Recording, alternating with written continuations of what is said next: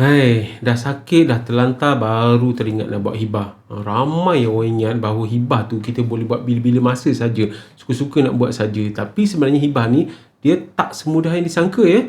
Sebab ada keadaan hibah ni tak boleh dibuat. Antaranya adalah ketika seseorang pemberi itu dah dalam keadaan sakit maradul maut. Sakit yang macam mana tu? Jom tonton video ni sampai habis.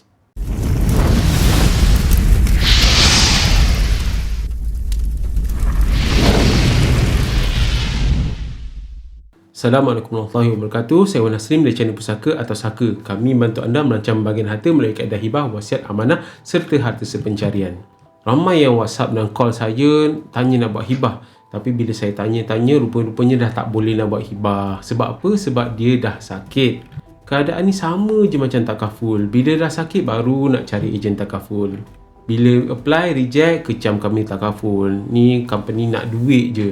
Kecam ejen, tak nak tolong, tak nak adjust, baru nak mengamuk-ngamuk. Padahal masih sihat, macam-macam alasan ada insurance company lah, duit tak ada lah, tapi hari-hari lain Starbucks. Pepet pula Saya tak nak cerita lah pasal takaful. Yang itu korang cari ejen yang bagus dan ambil lah takaful yang segera sebelum sakit. Tapi hari ni saya nak cerita mengenai hibah harta. Bila kita nak buat hibah ni, kita kena penuhi rukun dan syarat hibah. Sama je macam kalau kita nak berkahwin atau menikah. Dia ada rukun nikah yang perlu kita patuhi. Sebab kalau kita tak patuhi, pernikahan itu tidak sah. Dalam rukun hibah ni ada rukun pemberi. Dan antara syarat pemberi ni, dia mesti tidak sakit tenat. Walaupun memang ada pendapat lah yang mengatakan bahawa sakit tenat ni masih boleh buat hibah. Tapi kalau kita melihat kepada jumhur fuqaha, mereka bersepakat bahawa pemberi hibah ni dia tak boleh memberi hibah dalam keadaan dia sakit tenat. Tenat ni maksudnya dia dah mendekati kematian ataupun biasanya kita sebut sebagai sakit maradul maut. Marad tu maksudnya sakit, maut tu maksudnya kematian. Jadi apakah ciri-ciri sakit yang sudah mendekati kematian ni ataupun sakit maradul maut ini? Yang pertama, penyakit itu dia lazimnya berakhir dengan kematian. Maksudnya penderita penyakit itu biasanya kebiasaannya dia akan meninggal dunia selepas mendapat penyakit itu. Contohnya kanser tahap ketiga atau tahap keempat ataupun stroke dan sebagainya. Yang kedua, penyakit ini menyebabkan kebimbangan. Kebimbangan terhadap kematian dalam minda pesakit itu sehingga dia boleh menjejaskan kewarasan akal fikiran. Maksudnya dia terlalu takut sampaikan dia tak boleh berfikir.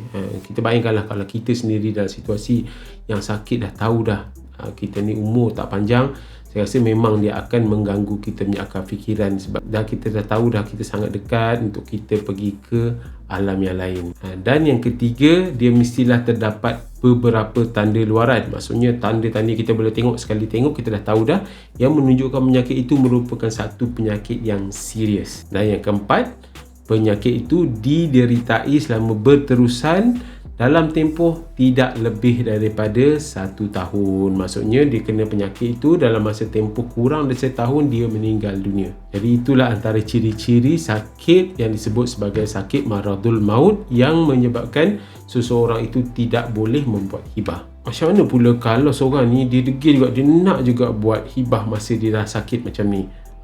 Dia ada hukumnya. Kalau katalah dibuat juga dia ketika dia sakit tenat, maka dia akan jatuh kepada hukum wasiat, iaitu dia tidak boleh lebih daripada 1/3 daripada keseluruhan harta. Itu yang pertama. Dan juga dia tak boleh kepada waris-waris faraid, kecuali mendapat izin waris-waris yang lain lah. Kalau kita teliti secara lebih dalam, sebenarnya dia tidak membatalkan akad hibah, tetapi kita perlu ikut peraturan-peraturan yang saya sebut sebentar tadi. Tetapi akad ni dia akan terbatal sepenuhnya kalau sakit yang didertai oleh pemberi hibah itu dia sampai mengganggu kewarasan akal fikiran. Maknanya dia terlalu tertekan atau terlalu takut sehingga dia dah tak jadi rasional, ataupun kita nampak dia seolah-olah hilang ingatan, macam nyanyuk. Maksudnya langsung dia tak sedar lah, ataupun dia terlantar, tiba-tiba ada waris pergi tenyeh cap jari. Semua ni kalau dalam keadaan macam ni, hibah tu dia tak sah. So kesimpulannya, bila kena buat? Hibah ni kena buat masa anda masih sihat macam ni dan juga anda ada keperluan untuk buat hibah. Cepat-cepat buat hibah. Sebenarnya hibah ni tak semua orang perlukan, dia bergantung kepada keadaan. Kalau anda dalam kategori yang kritikal seperti tak ada anak lelaki, ada ibu bapa ataupun pasangan poligami dan sebagainya, jangan tangguh-tangguh, buatlah hibah tu dengan secepat mungkin. Jangan tunggu sampai dah berumur, dah macam-macam penyakit, baru nak buat. Kita tak nak orang kata nasi dah jadi bubur, dah terhantuk baru nak tergadah. Okay, setakat sini saja perkongsian kali ini. Sila like dan sharekan video ini kepada kenalan dan keluarga anda. Jangan lupa untuk tekan butang subscribe dan juga tekan butang loceng untuk anda dapatkan video-video terbaru saya. Ingat, harta anda biar jadi pusaka, jangan jadi saka. Sehingga kita bertemu kembali.